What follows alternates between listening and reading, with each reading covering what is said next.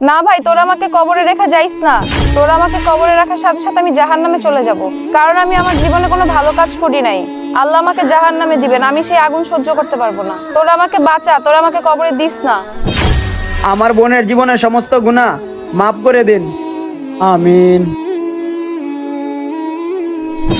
আমার ভাইরা কত পাষাণ, আমাকে কবরে রেখে চলে গেল। আপনি কে? আমি আল্লাহর প্রেরিত ফেরেশতা। যাও, তুমি জান্নাতে চলে যাও, জান্নাতে গিয়ে আরাম আয়েশ করো।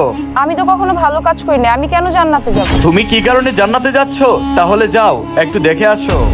আপু, আসসালামু আলাইকুম। ওয়ালাইকুম আসসালাম। কি দরকারে আসছো? আপু, আমার আম্মু অনেক অসুস্থ, টাকার জন্য চিকিৎসা করাতে পারছি না। যদি কিছু টাকা সাহায্য করতেন তাহলে অনেক উপকার হতো। আচ্ছা, আমি তোমাকে সাহায্য করছি। এখানে 5,000 টাকা আছে, এটা নিয়ে তুমি তোমার মাকে চিকিৎসা করো। ধন্যবাদ আপু, আপনার কাছে সারা জীবন ঋণী থাকবো। আল্লাহ আপনার ভালো করুক। দেখেছো তুমি কি কারণে জান্নাতে যাচ্ছ? যাও, জান্নাতে গিয়ে আরাম করো। এই একটা ভালো কাজের জন্য আল্লাহ আমাকে জান্নাতে দিয়ে দিচ্ছে।